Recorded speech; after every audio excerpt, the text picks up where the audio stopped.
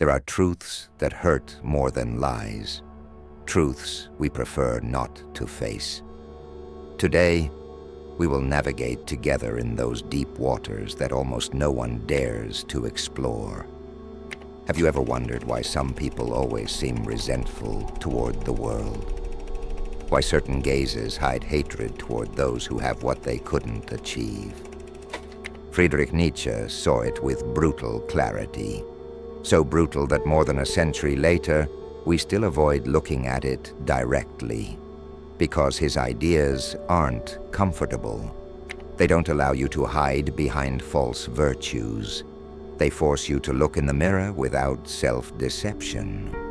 Nietzsche was a physician of culture, a relentless diagnostician, and his diagnosis of our civilization remains disturbingly relevant. Nietzsche didn't hate the weak. That's the first falsehood we must dismantle. What he detested was something much more subtle, more penetrating, the morality born from weakness. Think about the last time you felt powerless. Perhaps it was yesterday. Maybe it's happening right now. That sensation that the world continues turning while you remain motionless, that others advance while you remain stagnant. What did you do with that impotence? Most of us convert our weakness into virtue. I don't want to be like them, you tell yourself. They're superficial, they're empty. I have other values. Nietzsche saw this as the great human lie. He called it slave morality. Not because it was the morality of enslaved people, but because it is born from the impossibility of being something else. Look at yourself in the mirror for a moment. How many of your moral convictions truly arose from your strength? How many are just compensations for what you couldn't achieve? How many of your criticisms toward others are, deep down, manifestations of your own impotence? Nietzsche thought that compassion, humility, equality, all those values we consider noble, actually have a murky origin, the resentment of those who cannot dominate by themselves. This makes you uncomfortable, doesn't it? It should. Let me tell you something personal. Years ago, I found myself without work, without money, watching friends my age who already had houses, established families, successful careers. I had brilliant excuses. I'm looking for something with purpose. I didn't sell out to the system. They are materialistic. It was resentment disguised as virtue. It was my weakness converted into moral superiority. Nietzsche didn't despise the weak for their condition. What he detested was this inversion of values, this psychological alchemy where we transform our impotence into supposed moral superiority. And what's worse, a morality that over time begins to see any manifestation of strength, excellence, or distinction as something inherently evil. To truly understand what Nietzsche criticized, we must go back to his work on the genealogy of morals. In it, he explores how the concepts of good and bad have evolved. Originally, he argues, good meant noble, powerful, distinguished, and its opposite wasn't bad, but low, common, despicable. It was a class distinction, not a moral one. But something happened that Nietzsche calls the slave revolt in morality. Those who are low redefined the terms. Now good was to be humble, suffering, poor, weak, and bad was to be powerful, to stand out, to excel. Have you noticed how in our culture we admire suffering? How we elevate to hero status those who suffer just for the fact of suffering? How we suspect those who prosper, who achieve excellence? This is precisely the inversion, that Nietzsche denounced. A morality born not from the affirmation of life, but from its negation. Not from exuberance, but from lack. And the most insidious part, this morality presents itself as universal, as objective, as if it had been dictated from on high, when in reality it arises from the depths of human resentment. Will to power.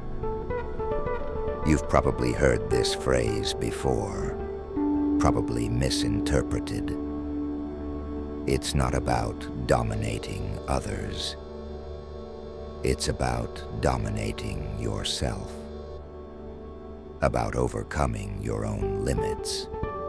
Nietzsche saw life as constant self-overcoming, not comparing yourself with others, but with yourself, being stronger today than yesterday. When was the last time you truly surpassed yourself?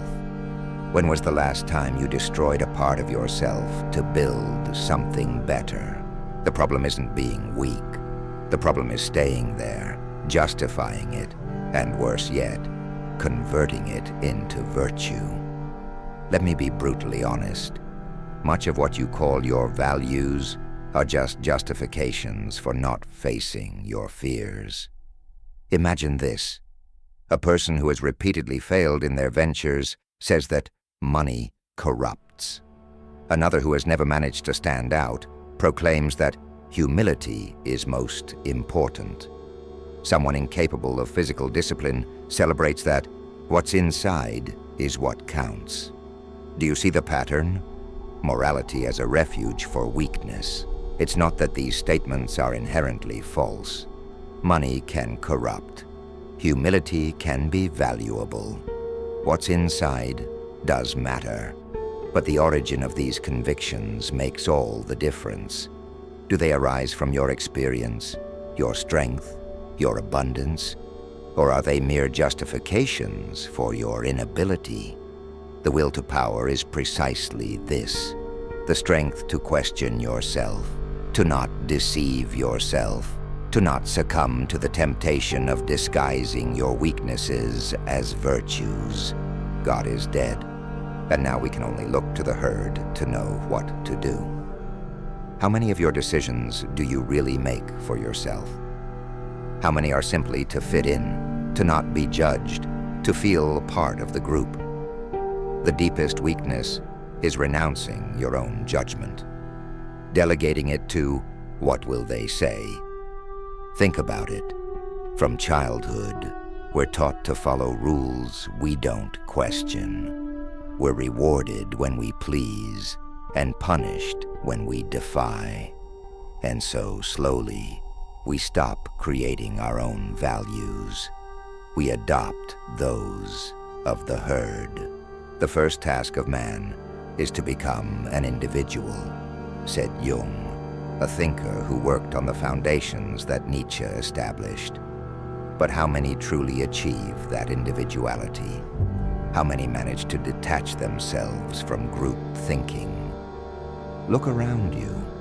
Observe how people adopt opinions in blocks, how social groups determine individual perspectives, how the fear of exclusion shapes what we think or what we believe we think. What Nietzsche despised wasn't physical, intellectual, or economic weakness. It was spiritual weakness, the inability to create your own values. And in an era of mass consumption, social networks, prefabricated identities, isn't this weakness more prevalent than ever? Another fundamental idea from Nietzsche: conflict as the engine of growth. Modernity has sold us the idea that all harmony is good and all conflict is bad. Nietzsche saw things differently. Without tension, without opposition, without resistance, there is no growth. Think of a muscle. How does it strengthen? Through resistance, weight, controlled tension. The same happens with your character, with your spirit. It needs to face obstacles to develop, But what happens in a society that avoids all conflict? It produces weak individuals, incapable of facing adversity. Individuals who at the slightest challenge cry out for protection. Look at how we've evolved, from a culture that celebrated strength to one that sanctifies vulnerability, from one that admired those who overcame obstacles to one that admires those who accumulate victimizations. It's not about glorifying unnecessary suffering.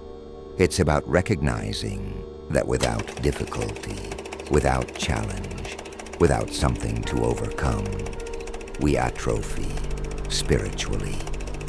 Compassion, misunderstood, keeps you small. It robs you of the opportunity to grow through conflict. There is a different path. Nietzsche called it the transvaluation of all values. It's not about rejecting all morality, but questioning its origin. Asking yourself, does this belief arise from my strength or from my weakness? From my potential or from my resentment? Years ago, I was trapped in a job I hated. I told myself I endured it out of responsibility, out of commitment. One day I realized those weren't my values. They were my chains. My true value was creative freedom, but I was afraid to pursue it. What chains are you calling values today? Transvaluation involves looking suspiciously at your firmest convictions, asking yourself if they arise from your abundance or from your lack. It's not a comfortable exercise. It's like suddenly opening all the windows in a room where you've been locked up for years. At first, the light hurts. The fresh air seems cutting, but it's the only path to a morality that is authentically yours. A morality that says yes to life instead of condemning it, that affirms your existence instead of denying it. Nietzsche's famous Übermensch has been misinterpreted to exhaustion.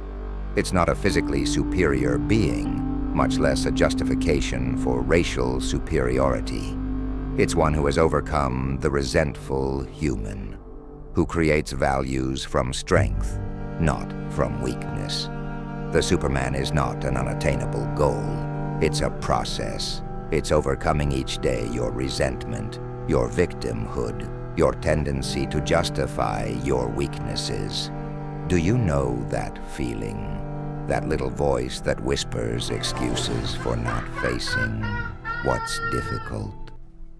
That's the voice Nietzsche wanted to silence. Not to turn you into a ruthless being, but into an authentic one. The Superman doesn't despise the weak. He despises weakness that refuses to recognize itself as such, that disguises itself as virtue, that becomes ideology. In a sense, the Superman is one who has overcome the need to despise others, to value himself, who can recognize greatness without feeling threatened, who can admire excellence without resentment. Isn't this precisely the opposite of hating the weak? Perhaps the most controversial, Nietzsche saw compassion as a problem, not because the suffering of others doesn't matter, but because compassion can be paralyzing. It can convert pain into something sacred, untouchable. Think of someone you know who has been in a painful situation for years. How many times has your compassion actually been complicity with their stagnation? Sometimes, what someone needs is not your pity, but your challenge. Not your embrace, but your mirror. True compassion, born from strength, doesn't say, poor thing. It says, stand up, you can do more. There's a fundamental difference between helping from abundance and helping from guilt, between extending a hand from your strength and doing so from your own resentment. The first elevates, the second sinks deeper. Have you wondered why so much help perpetuates the situations it aims to remedy? Why so many compassionate efforts end up creating more dependency? Because they don't arise from a true affirmation of life, but from a rejection of it. Not from a celebration of strength, but from a glorification of weakness. If there is an area where Nietzschean criticism becomes especially relevant, it's in education. What are we really teaching the new generations? Are we showing them how to face adversity, or how to avoid it? How to overcome obstacles, or how to remove them from the path? An education that avoids all conflict, that eliminates all tension, that flees from all discomfort. Isn't it creating precisely the type of individual that Nietzsche criticized? A being incapable of forging their own values because they have never had to fight for anything. True education doesn't protect you from the world. It strengthens you to face it. It doesn't tell you what to think. It teaches you how to think. It doesn't free you from obstacles. It shows you how to overcome them. Because, as Nietzsche would say, what doesn't kill you makes you stronger, as long as you're willing to extract the lesson, as long as you don't take refuge in resentment. Amor fati, love of fate, even in its cruelty. Nietzsche, a man who was ill for much of his life, developed this concept not from theory, but from his own pain. It's not about passive resignation. It's a radical affirmation of life, with all that it implies. Can you love your life exactly as it is? With your failures, your scars, your moments of weakness? Not to stay there, but to build from there, without resentment, without self-pity. This is perhaps the point where Nietzsche challenges us most. He didn't hate the weak. He challenged everyone, strong and weak, to overcome resentment, to say yes to life, even when it hurts, especially when it hurts, because pain has a purpose. It's not an accident. It's not an injustice. It's the resistance against which your spirit strengthens. And what do you do with your pain? Do you transform it into growth, or into resentment, into strength, or into poison? Amor fati is the antithesis of resentment. It's accepting your life, not as it should be according to your desires, but as it is, with its ups and downs, its contradictions, its apparent injustices. And from that acceptance, build. Not a victim of circumstances, but a creator from them. Look around you. Isn't our culture saturated with resentment? Groups that define their identity not by what they are, but by what they lack. People who build their personality around grievances, real or perceived. Political narratives based exclusively on victimization. It's no coincidence that Nietzsche saw Christianity as the religion of resentment. Blessed are the poor, the last shall be first. It is easier for a camel to go through the eye of a needle than for a rich man to enter the kingdom of heaven.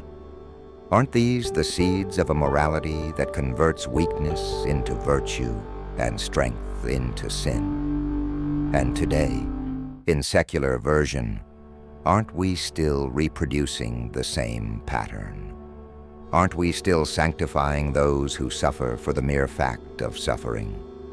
Aren't we still suspicious of those who prosper for the mere fact of prospering? Resentment has changed form, but not essence. It remains the reaction of one who cannot create, so destroys.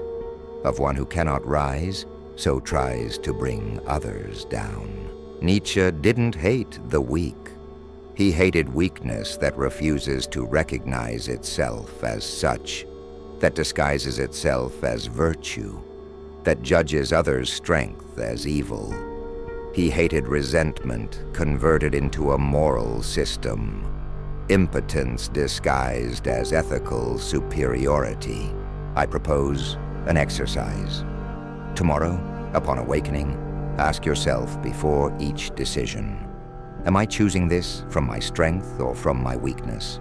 From my potential or from my resentment? Not to judge yourself, but to know yourself.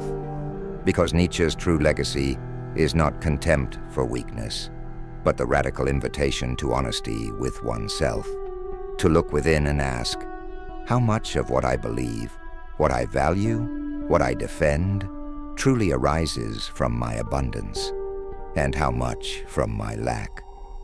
It's not an easy question. It's uncomfortable, challenging, but it's the only one that can take you beyond resentment, beyond the human, all too human.